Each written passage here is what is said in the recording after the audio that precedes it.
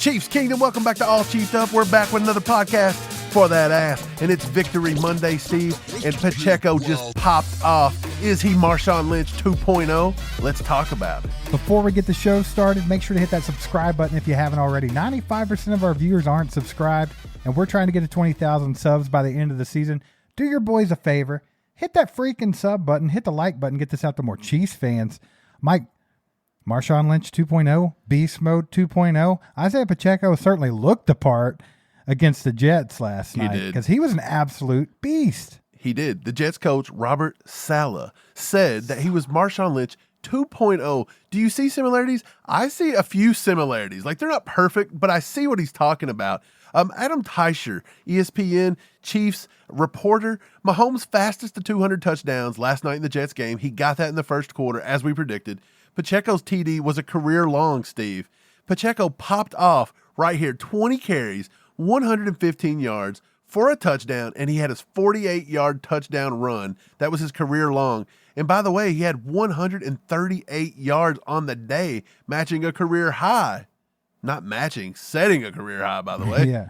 Steve, Pacheco had a monstrous day. If it wasn't for Pacheco, I don't know what the Chiefs would have done. And the Pacheco, he basically was just telling the Jets to suck it.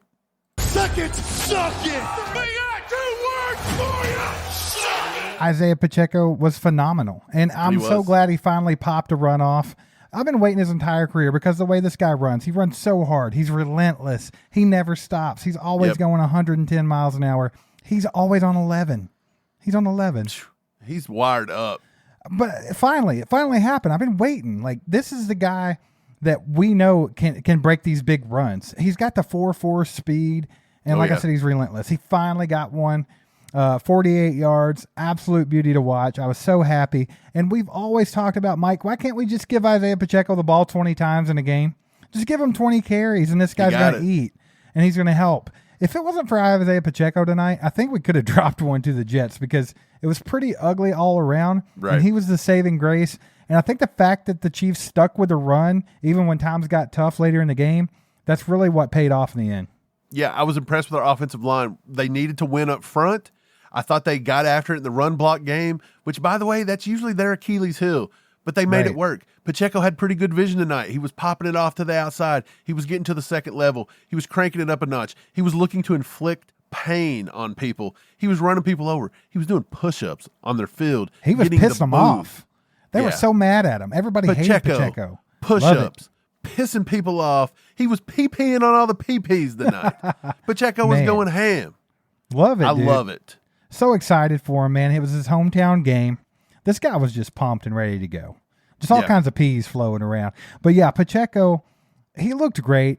Obviously, the spark to the team in this particular game, Mike. Oh, yeah. I think Pacheco, obviously the game ball. You can throw that out right now. Yeah, we do that at the end of the game. Don't even got to wait. Pacheco gets it. Let's talk about Mahomes a little bit, Steve. Mahomes come out looking good early. The Chiefs come out on fire. Look like world beaters. Look like we're picking up right where we left off on the Bears. We were going to cruise. We were going to cruise to the end of this game. It was 17-0. Chiefs were good. All of a sudden, there was a shift in the space-time continuum, and something happened, and there was a glitch in the Matrix, and all of a sudden, Patrick Mahomes becomes Zach Wilson, and Zach Wilson becomes Patrick Mahomes. But what started it? What started it?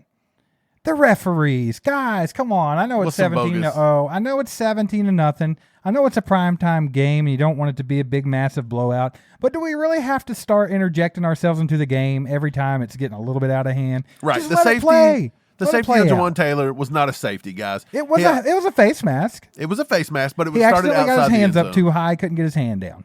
It was a face outside mask. the end zone. Shouldn't have been a safety. It was not a safety. We could have punted the ball away there, but no, they give him 2 points. Then they get him down the field, Mike. The Derek Nottie call was absolutely atrocious. Horrible. How are you going to call a horse collar on this guy that has the front of someone's jersey? Absolute terrible call. Got them up there, got them in field goal position, gave them 5 points. Then they got another. They basically were gifted 12 points by the referees. Like we even said, we looked at each other during the game and you're like, dude, why don't they just put it back at 17-17 and spare us all this BS? Like, I don't want to watch this. We knew what they were going to do, and that's what they did. They got it back to 2020, and there it was. Right. That's what they wanted. They didn't want another blowout on prime time. They can't do it.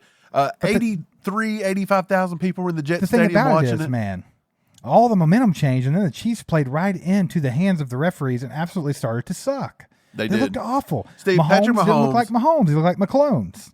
Mahomes looked like he did in the second half of some of the Bengals games. He looked like he did just in every single game that Mahomes starts to struggle. He throws a pick. He follows it up with another pick. He follows it up with a fumble. What is the deal? It's the same script over and over with Mahomes. Some of the people's getting the tinfoil hats. We got to get the tinfoil hats on because sometimes Mahomes and the Chiefs kind of look like they're throwing it. The fact that he didn't even get in the end zone and messed up the 9.5-point spread at the end. Are you kidding me? People's probably raging tonight. Man, the thing about it is Mahomes looked pretty bad this game. Those picks were just terrible. There was a time when he loaded up completely and literally threw a duck for all of 35 yards. It was so ugly. I don't know what was going on with him. He wasn't having his best night. But the fact of the matter is that Mahomes is a warrior. Mahomes is a great. And what do, Mike? They find a freaking way to get it done. And that's what he did. He did it with his legs, which we talked about pregame. Yeah, the way that they were going to be able to create pressure because they have a phenomenal defensive line. We knew that was going to open up lanes for Mahomes. And Mahomes is so shifty in the pocket, and then he always waits for his moment. He's so savvy when it comes to scrambling. Yep. He'll wait until all the DBs are facing the other direction. All the linebackers are looking away, and that's when he makes his break for it. That's why he does so well. I said he would get 50 yards scrambling. Ended up at what, 51, 52? 51. Pretty daggone close. But that's what won him the game. If it wasn't for him being able to scramble with his legs, it got us a couple of big first downs, and then it wrapped the game up at the end. The pose by Mahomes at the end of the game when he slid down before the end zone to wrap the game up there. It was just funny. It looked like they went out and had too good of a time last night. Quite possibly. Is this gonna start with the Taylor Swift as a distraction? Is this the beginning of it? Is this going to do it? It could be. We know the old heads. Is this girl right here going to do it for them? Mike, we know the old heads are going to blame Taylor Tots for this. We know it. They'll be like, man, them boys aren't focused on football. They're too worried about being celebrities. They're doing commercials. They're hanging out with Taylor Swift. That's what's going to happen. Mahomes did look drunk. He looked hungover. But the thing is, he started fine. So maybe he just had a little too much in the Gatorade bottle between the first and second quarter. I honestly think it was just a massive shift in momentum. I mean, it went from being completely dead at MetLife, it was 17-0, to all of a sudden there was some life to that place. There was over 80,000 people there, and it was going ape crap. It was going ham, baby. Dude, and hats off to Zach Wilson. I know we've talked about this on the live stream last night right after the game and everything else, but Zach Wilson absolutely played phenomenal. It was his best game as a pro, and you can't knock the guy. He was absolutely throwing dimes. There was that one drive there for a touchdown where it was literally dropping dimes after dime. After dime. We'd said crazy. That Zach Wilson is not a horrible quarterback. He's been in a bad system with a bad team. If he were drafted by Andy Reid, he's a BYU guy. Andy's a BYU guy. He'd have put him under the wing. He'd have fed him a cheeseburger, maybe a little nuggie. And then he would have taught him the playbook, taught him how to run the offense, and it was the confidence. When the Chiefs started giving him the confidence, he started to get it. I know we heard Collinsworth say it 3,000 freaking times because Chris Collinsworth is an idiot, by the way. So tired of getting that guy. He needs to retire. He sucks. Move on.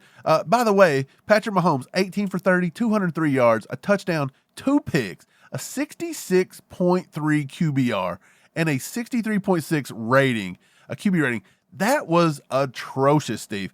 By the way, Zach Wilson, like you said, one of the best he's ever had. 28 for 39, 245 yards, 2 touchdowns, and he only endured 2 sacks because the Chiefs kept seemingly forgetting how to pressure the guy. After the first quarter, we forgot. Right. Well, yeah, go ahead. Don't get it twisted, though. This was the classic game that the Chiefs have had in the last few years where people will want to point the finger at the defense and be like, the defense didn't hold up, or the defense was spotty, or this or that. But let's get this straight. When the offense gets this stagnant and cannot be on the field for more than 3 plays at a time, we saw what happened in the second quarter. I mean, the defense looked fine. The defense looked good. Even in the scoring drive where Zach Wilson went nuts and was, channeled his inner Patrick Mahomes and Aaron Rodgers and Joe Montana and everybody else in the world. The defense was in the right places. The coverage was good. They were right on people's hips, but he was throwing absolute dimes. There's just nothing you could do to stop it. Even the touchdown pass, Brian Cook played it perfectly. Could have been an interception if that would have been even a decently thrown ball, but no, it was perfect. Zach Wilson was playing with confidence. He was making good throws. He was making smart decisions. He was playing fearless at a certain point. Yeah. At one point, he was 18 for 26, 141 yards and a touchdown with a 95.2 QB rating. Just 5 throws later, he's got 216 yards, 2 touchdowns, and has a QB rating of 114.4. We made Zach Wilson look like Zach Wilson was a good pick all of a sudden. But Mike, you say that like the defense let him do it. No, he did it. He just did the damn thing. You have to take your hat off for the guy. Well, I'll say that, except for Spags and the stupid zone coverage, putting Felix Anudike-Uzomah and George Karlaftis and every other defensive end under the sun, dropping them back in zone coverage on 3rd down against Garrett Wilson. Mike. Pick your poison. We're not getting any pressure. So if you're going to put out some blitz packages where that has to happen, that's what has to happen. Without dropping a defensive end. I understand, but a lot of times that's just the sacrifice you make there. And we were not getting pressure up front. So sometimes that just happens. Well, you know who did pressure up front? Chris Jones. He got one sack, but I actually got a picture of him leaving town. Here it is. Chris Jones leaving MetLife Stadium and New York tonight on his way back to Kansas City. Chris Jones helping him get to 3-1. Steve, Chris Jones didn't look super great. Well, they were very effective at holding Chris Jones at bay. There was a lot of double teams, a lot of triple teams. Right. He was eating a lot of space. Let's put it that way. He looked like he took a lot of plays off tonight, though. Do you think the groin was bothering him, and he was gassed? I think a little bit was a groin injury. I don't think he was exactly 100%, but I do think the defense was. That's a big groin. I think exactly. That's what I'm saying. There's a lot to be injured there. That's a big groin, baby. But the defense, man, the offense did them no favors. The second quarter, the defense was on the field the entire quarter. They were absolutely gassed. That was all on the offense. I do think the defense had a pretty good performance overall. Like I said, even the scoring drive, it was just there's perfect passes they couldn't defend. Right. But I don't want people to point the finger at the defense and be like, they're not as good as we thought they were, because I do think they played a decent game. I'm with you. I want to talk about the defense more, but let's talk about the offense for just one more second, because there's a big glaring problem here. The wide freaking receivers that are 7 deep, now 6 deep, because we've got one on IR, they're not getting open, Steve. Patrick Mahomes only took 9 targets to Kelsey. That was the leading target getter. 6 receptions, 9 targets. 3 receptions, 3 targets for Pacheco. Outside of that, 3 targets to Noah Gray, another tight end. Terrible. 5 to Rashee Rice. This is awful to look at, bro. Right. This 5 to Rashee Rice, 2 to Kadarius Toney, 2 to MVS, 1 to Justin Watson, and 2 to Sky Moore. And by the way, out of every bit of that, 3 catches for Rashee Rice, 2 for Kadarius Toney, 1 freaking catch for 6 yards from the $11 million man, MVS himself. What is going on with that? Justin Watson, the deep threat, 1 catch for 5 yards, and Sky Moore, 0 freaking catches for 0 freaking yards. Is Sky Moore ever going to come around, or Sky Moore, take a big old fat crap or get off the pot, buddy, because you got a lawn foreman outside the door trying to get in. Right. Is it on Sky Moore, or is it on offensive scheme? Because I'm still under the impression that they have to scheme him into this offense and use him a little bit differently than what they're trying to do. I think Sky Moore's a fine receiver, but I think he's a guy that needs to get the ball in space and be able to create after the catch. They're not even getting him the ball in space. They did that with Rashee Rice a couple times tonight, and it worked out pretty good. Love to see them do that with Sky. Give him a shot that way. Right now, it could be the way they're using him, but if it doesn't work that way, then yeah, this is all on Sky. I think Sky Moore is literally being used as the Mecole Hardman. They're doing the same crap. I don't want them to do that. Why do they do this? He was a better wide receiver than that. And I think they're doing him a disservice, by the way. But the way they're using him, Sky Moore's not going to have the breakout game we've been hoping for. He's not going to have the breakout game we've been wanting. I don't think it's going to happen if they don't start throwing him the ball. He's got to start being the first read. He's got to start doing something. They're not doing it. Like in the last game, he was doing that. He was the first read on a few different plays. And then tonight, crickets. Freaking crickets. And by the way, $11 million for MVS, Steve. $11 million. We know. For 1 target. We know that this wide receiver group is not up to par. This is not what we want to see with Patrick Mahomes in his prime in the middle of a dynasty. We talked about it in the offseason. We talked about D-Hop till we were blue in the face. Everybody was tired of hearing about him. But there was a reason we were talking about getting a receiver like that into Kansas City. It was because we knew we didn't have that guy on the team. We just don't. We still don't. When does it become a problem? if it is a problem now, Mike, when is it going to be a big enough problem that the Chiefs address it? We've seen a lot of people post-game in our live stream talking about Claypool. Oh, the Bears are trying to trade Claypool after we go after him. I don't think Claypool's the answer. Let's be honest here. I don't either. I think you really have to get like a game-changing guy because you're going to have someone that demands attention. I don't think Claypool's one of those guys. You're going to have a A.J. Brown type receiver, somebody out there that absolutely demands it, a Justin Jefferson, a Jamar Chase. You're going to have that type of game-changing guy, or else you're just going to be right in that middle of mids like the rest of them. And is it how they're getting utilized, or is it how they're performing? I don't know. Still on the fence about it. I'll be interested to see the all-22 on this game. We've seen it in the last few games. Yeah. Sometimes the receivers are open and Mahomes don't see them. Sometimes they're not.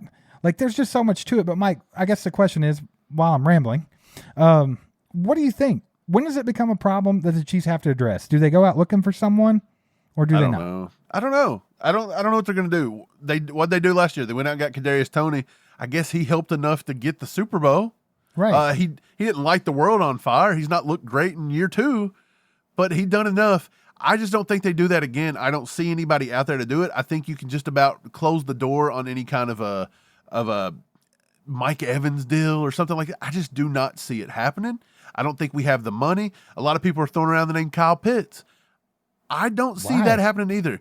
But Kyle Pitts is, I mean, I get it. Kyle Pitts is that guy, but Kansas City is just, we're struggling. We look weird. It looks as though Kelsey, I'm sorry, but he's 34 going on 35, and I think he's lost just a little bit of a step. It's not a lot. He's still elite, but he's lost a little bit. And when we don't have that big threat wide receiver, and look, Juju kind of did that last year. Believe it or not, Juju was open a lot, and he becomes a security blanket. When the defense can completely zone in on Travis Kelce, it makes his job difficult. The older he gets, the harder it gets for him. The fact that the Jets defense, as good as they are, could take Sauce Gardner, one of the best corners, if not the best corner in the league, and shadow a tight end. And yet the rest of our receivers, who's supposed to be number 1, Kadarius Toney, or maybe MVS is number 1, or maybe Sky Moore can do it. Nobody can do it because they couldn't get open on DB2 and safety number 3. Like, come on. You've got to figure something else out. MVS has taken $11 million. He's got an out after this year, but maybe he needs to be the one to go. Maybe we could trade MVS for something. And I don't know. I don't know what the answer is here. I don't know what the daggone I really answer don't. is. A lot of people are starting to talk about, is it Matt Nagy's scheme compared to Eric Bieniemy's scheme? And I tend to think it's not. And the reason why, I've talked about this before too, is I think that this stagnant offense that we keep seeing rear its ugly head is something that we've seen in the past. We've seen it last season. We've seen it the season before that. It's very, very similar. Just go back and look at the AFC Championship game that we dropped to the Bengals 2 years ago. And tell me that's not the same exact offense we saw on the field tonight versus the Jets. Go back and look at one of the games. I don't remember which one. If it was the first or the second game we played against Denver when we were up like 28-3, and then Mahomes goes out and throws 3 or 4 the Colts last year. There's so many of those games. I just don't think you can be like, oh, it's because Matt Nagy's calling the plays now. I don't think that's that simple. No, it's not. We run into games where the offense gets a little too cute, gets a little too crazy, and gets a little too loose with the ball, puts our defense in bad situations, and then you get games like we got tonight.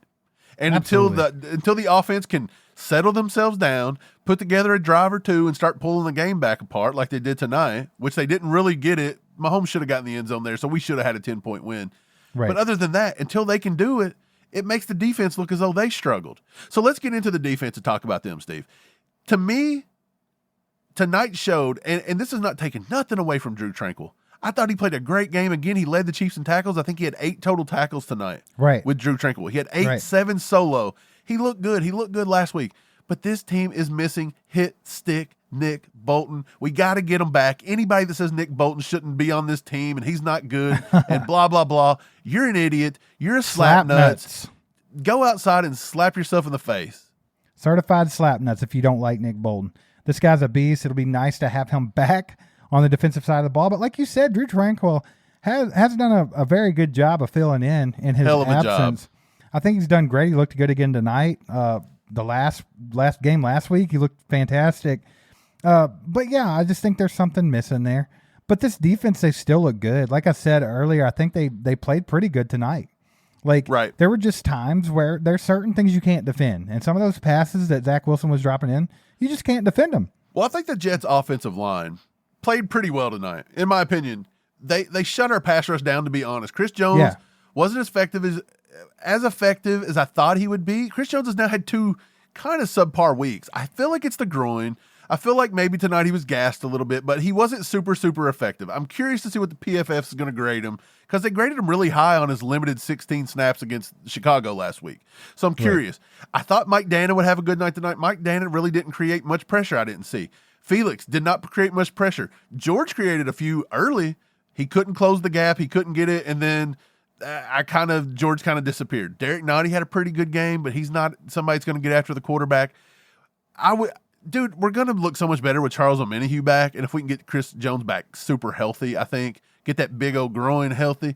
But that's what I thought was the key there, is I thought our defensive front did not create as much pressure, and even when we sent blitzers, Willie got a little bit of pressure here and there. I don't know if I've seen Leo really get a lot of pressure coming off the edge. I didn't see any corners get there. We had Mike Edwards get a sack tonight, but I didn't really see Snead creating a lot of pressure. I didn't see Trent McDuffie coming into a lot of things. I'm going to have to go back and look at it, but on first watch, from what I remember, we just didn't create as much pressure as I thought we would, because I thought we were going to make Zach Wilson have to sit there and find second and third reads and hot routes, and it didn't do that. Zach Wilson kind of picked it apart. Well, as good as I think that Spags has been at scheming this season, I think tonight his failure was the lack of blitzing, in my opinion. Could be. I feel like he was relying on the front four to get a lot of the pressure, and it just wasn't happening. And they were giving Zach Wilson too much time in the pocket. That's all there was to it. I think they needed to blitz even more. I mean, I think the defense did a pretty good job, man. I think the defense is still solid. I think that Omenihu could be a spark to this defense when he comes back. But, the big problem here, Mike, and we can talk about the defense all night, and I know we already talked about the offense. Right. But that's the problem here. What's going to give our offense the spark to where our defense isn't on the field an entire quarter, to where it's not always on our defense's shoulders? Like, we have Patrick Mahomes and Travis Kelce and Andy Reid. There's no reason in the world that our offense should be putting 30-plus a week on the board. Look, we talked about this on our instant reaction last night on the live.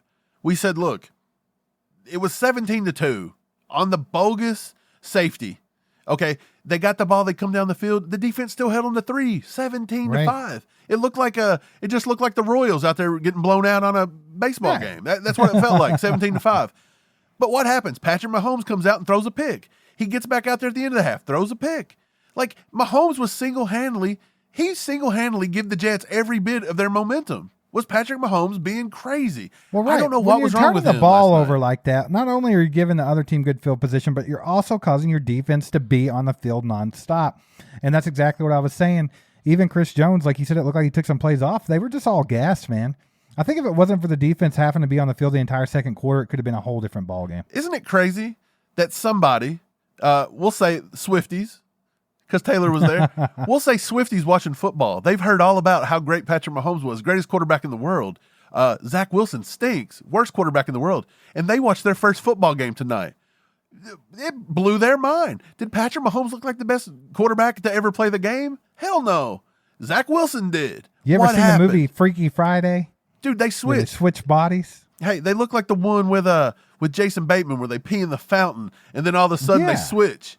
I can't have it. It looked horrible. I don't know what the joke was. I don't know who peed in whose fountain. I don't know where the pee-pee on the pee-pee was, but pee-pee it again and switch it back. I'm done with it.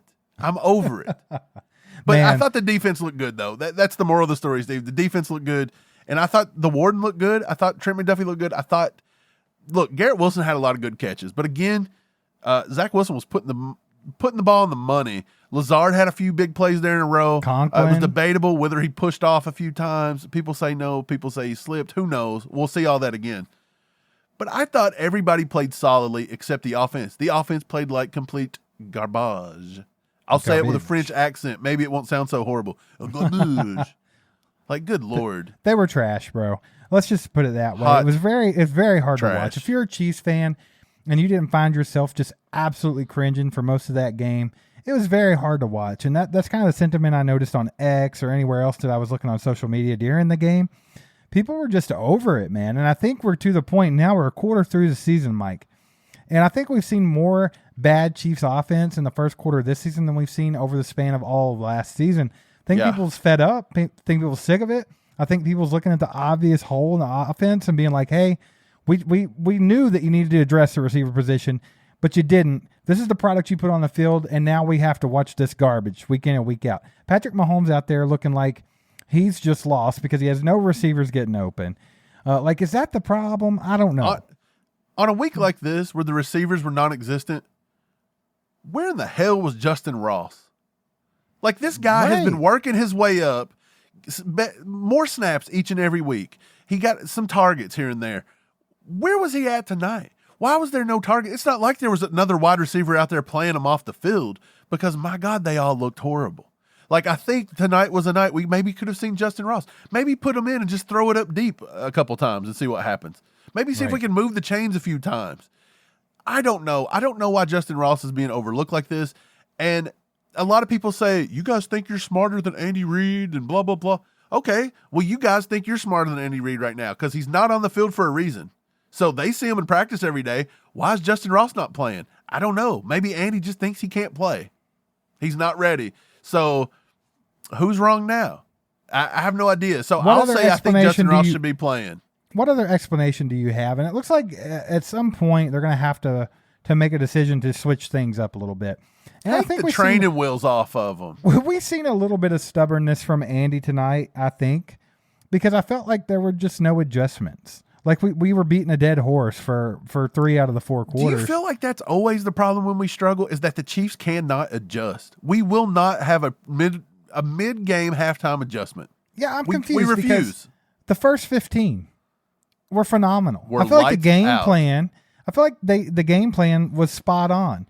The first 15 was beautiful. And then all of a sudden, nothing's working, but it's like we don't adjust. We just continue to beat a dead horse, like I said. This has happened a few times. Yeah. As soon as the first 15's over and they have to start looking at what they see, they have to start adjusting to what the defense is doing, and then they got to go to the playbook and pick out on the play sheet what to run.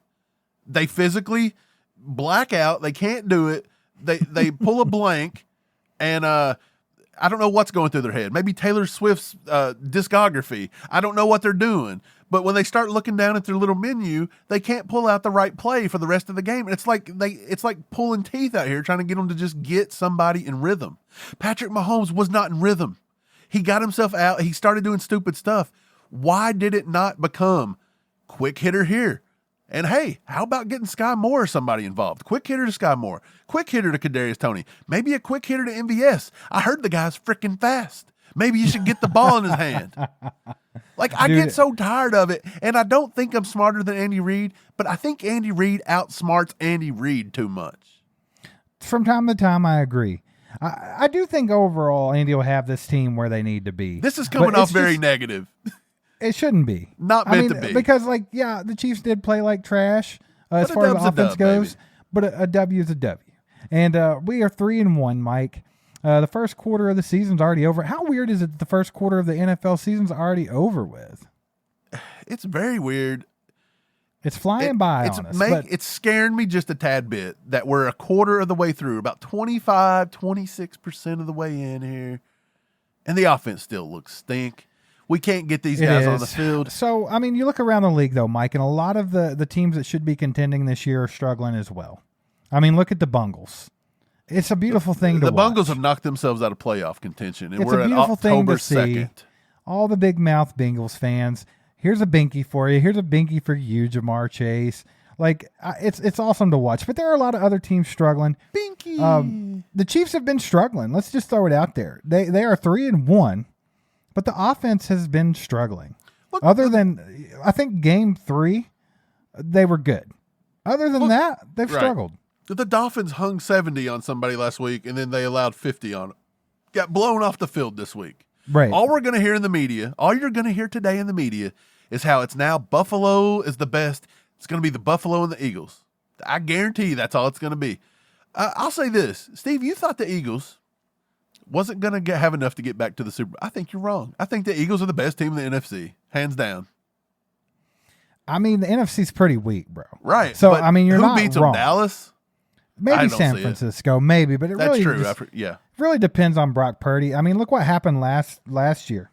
They got right there. They were playing the Eagles. They got blown off the field, and of course they blamed it on the injuries and things like that. But it is what it is. I don't know if they did have enough pretty to beat the good. Eagles this year. They did pretty good. The Eagles defense is the real deal. They drafted good players. Right. Jalen Carter's been an absolute beast. They're going to let Jordan Davis fall all the way to number 9 or something. Yeah, Like, I what mean, is it's up? It's crazy. So yeah, you could be right, but I think you're also correct. You're going to hear a lot about the Bills this week because they beat the Dolphins. Right. The fact of the matter is the Chiefs have not looked at the top of their game this year yet. Even against the Bears, I don't think they necessarily they were pretty impressive, but I feel like they could have really been. If the best the beat Chiefs the can Bears play is into the ground. 100, so at 100, they're firing off all cylinders. Against the Bears, what were we firing on? 80? 80? Yeah. Did we just say it at the same time? What were we firing on today? 12? 45. Okay, you say 12. It was so bad. It was so bad. It's just the offense, though. I think our defense has been great. And, Mike, Right. we've always talked about this Chiefs Kingdom for the longest time, ever since Patrick Mahomes has been in Kansas City. What is it? If we had a top 5 defense, if we just had a good defense, we would never lose with Mahomes. Hey, we got it. Well, what's crazy is we have a really good defense, and they've looked good for 4 out of 4 games. Yet there have been times where we're just scratching our heads like, what is going on with Patrick Mahomes in this offense? It's the offense, man. Dude, Patrick Mahomes does not look like himself this year. I think it's catching up to people that there's not a lot of weapons, and Patrick Mahomes really can't make the water boy look good. Exactly. That's what I wanted to get Look, at. the Chiefs Kingdom has been drunk on success, and I think it's went to their heads just a little too hard. Patrick Mahomes is great. Patrick Mahomes can't beat 11 people by himself. No.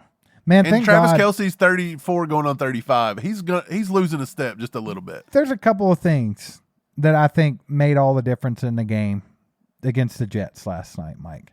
The 2 things. The fact that the coaching staff didn't stray away from the run game when things got tough. I think that was a smart decision.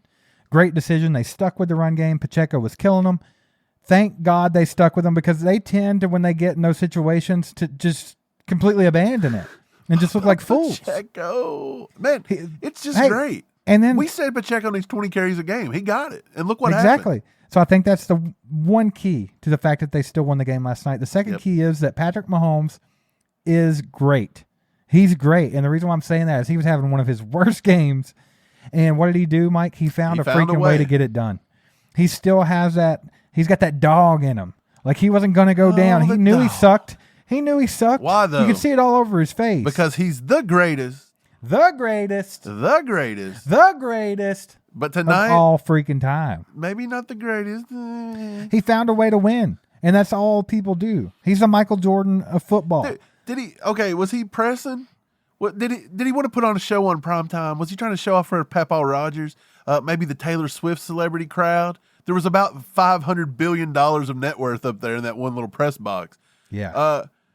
Mike, I don't think the whole Taylor Swift thing is becoming a problem. Ant-Man was in the house. His hot wife was there, Blake Lively. Wolverine was in the house. Hey, you want to date Taylor Swift? Nay. Give me Blake Lively. That's what's up.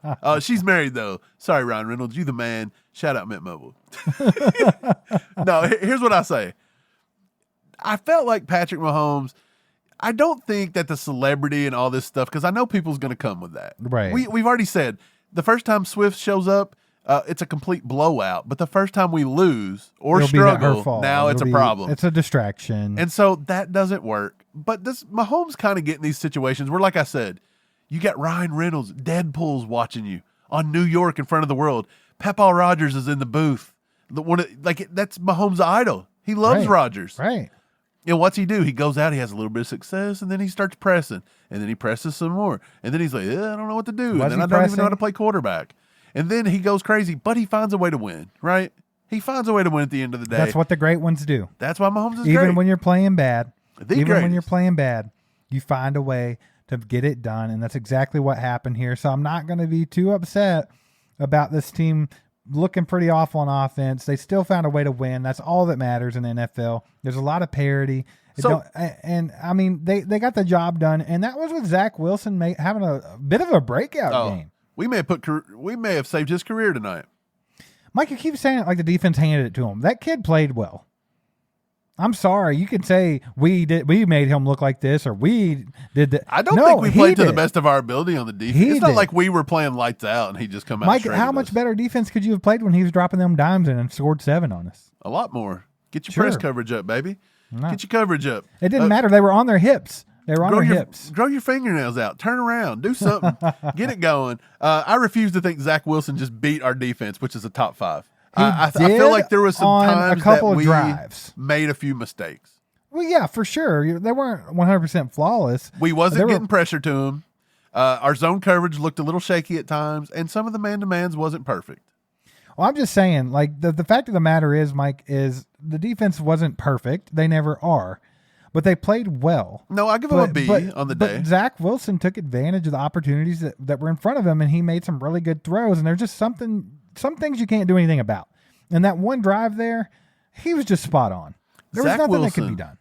Had better numbers tonight, more yardage than Burrows had since he signed that massive contract. What's that tell you? That's pathetic, actually. That tells you the Bengals suck and Joe Burrow sucks.